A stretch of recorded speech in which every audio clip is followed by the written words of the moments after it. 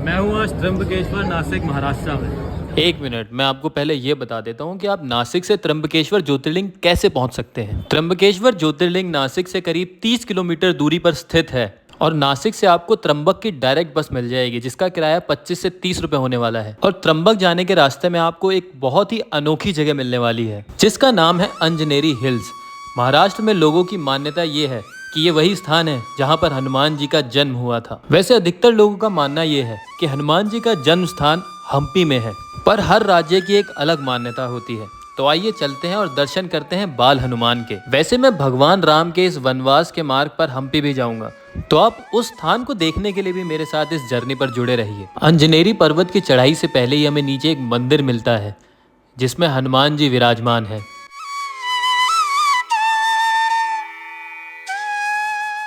और इसी मंदिर में बाल हनुमान की मूर्ति भी रखी हुई है। कई लोग अंजनेरी पर्वत चढ़ने में सक्षम नहीं होते, तो उनके लिए ये मूर्ति यहाँ पर स्थापित की गई है ताकि वो भी बाल हनुमान के दर्शन कर सकें।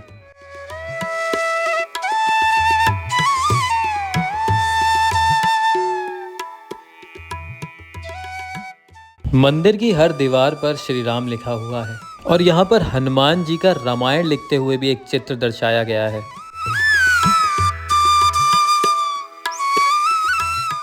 और मंदिर में 9 ग्रहों की मूर्ति भी लगी हुई है।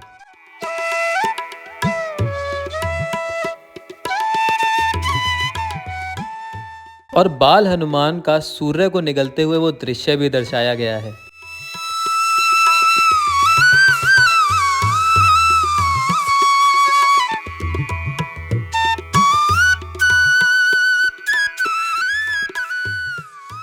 तो अभी आप मेरे सामने देख रहे हैं अंजनेरी पर्वत। इसी पर्वत पर प्रमुख मंदिर मौजूद है, पर आज मैं इस पर्वत की चढ़ाई नहीं कर पाऊंगा क्योंकि फॉरेस्ट की गाइडलाइन के हिसाब से 3 बजे यहाँ की एंट्री बंद हो जाती है। तो आज मैं अंजनेरी पर्वत को नीचे से ही देख लेता हूँ और अपनी आज की मेन लोकेशन जो कि है त्र्यंबकेश्वर ज्योतिर्लिंग त्र्यंबक और ब्रह्मगिरी पर्वत, उसकी ओर बढ़ चलता हूँ। पर आप लोग जब भी अंजनेरी पर्वत आ रहे हैं तो इसकी चढ़ाई ज़रूर करें और 3 बजे से पहले आए ताकि आप ऊपर पर्वत तक पहुँच सकें।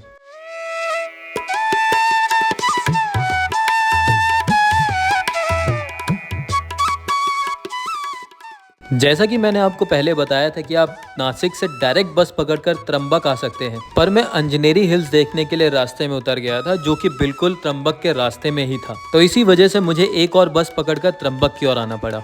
और त्र्यंबक एक बहुत ही सुंदर जगह है जहाँ पर चारों तरफ पहाड़ ही पहाड़ हैं और आज का मौसम भी बहुत अच्छा है जिसकी वजह से सिर्फ ठंडी हवाएं चल रही हैं। और यहाँ पर एक छोटी सी मार्केट भी है, तो आपको अगर कुछ भी खरीदना हो तो आप इस मार्केट में से खरीद सकते हैं।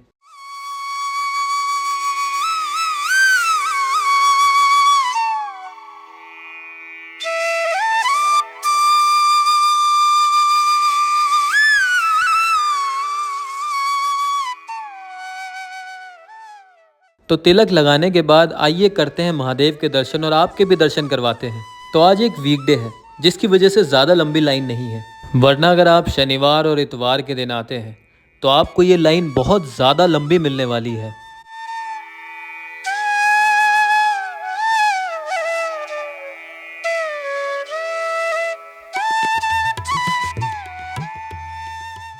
हम लाइन में खड़े ही थे कि एकदम से बाहर का मौसम बदल गया। तेज हवाएं चलने लगी और बारिश के आसार नजर आने लगे। ऐसा लगने लगा कि जैसे कि प्रकृति हमसे कुछ कहना चाह रही है। हम महादेव के बिल्कुल निकट थे और ऐसा लग रहा था कि इस सृष्टि के भगवान हमसे कुछ कहना चाह रहे हैं। एक ऐसी पॉजिटिव एनर्जी महसूस हो रही थी जो आपको त्र्यंबकेश्वर ज्योतिर्लिंग आकर ही महसूस होगी।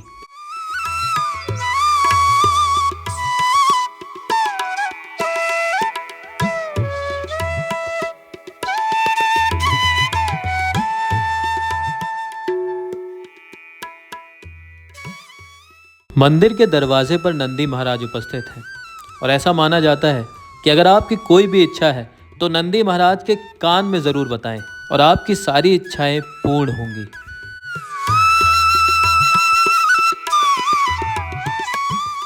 तो चलिए अब जानते हैं त्र्यंबकेश्वर ज्योतिर्लिंग की पीछे की कहानी क्या है।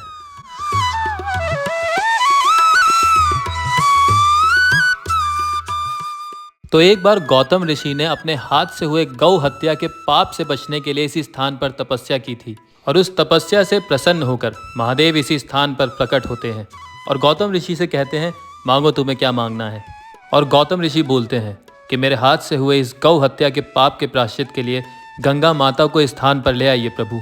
तो महादेव गंगा माता से प्रार्थना करते हैं इस स्थान पर आने के लिए और गंगा माता भगवान शिव से कहती हैं, मैं इस स्थान पर एक शर्त पर प्रकट होंगी कि आप भी मेरे साथ इसी स्थान पर एक लिंग के रूप में प्रकट हो। तो इस प्रकार इस त्र्यंबकेश्वर ज्योतिर्लिंग की स्थापना हुई थी और ये 12 ज्योतिर्लिंग में से इकलौती ऐसी ज्योतिर्लिंग है जहाँ पर त्रिदेव मौजूद है। मंदिर के अंदर एक छोटे से गड्ढे में 3 लिंग हैं, ब्रह्मा, विष्णु, महेश। और त्र्यंबक में ही गोदावरी नदी का उद्गम स्थल है जिसे हम दक्षिण गंगा के नाम से भी जानते हैं और ये उद्गम स्थल उपस्थित है ब्रह्मगिरी पर्वत पर। ब्रह्मगिरी पर्वत वही पर्वत है जिस पर गौतम ऋषि ने 12 साल तक कठोर तपस्या की थी। तो अगर आप भी मेरी तरह त्र्यंबकेश्वर ज्योतिर्लिंग के दर्शन करने आ रहे हैं तो ब्रह्मगिरी पर्वत पर ट्रैक जरूर करें।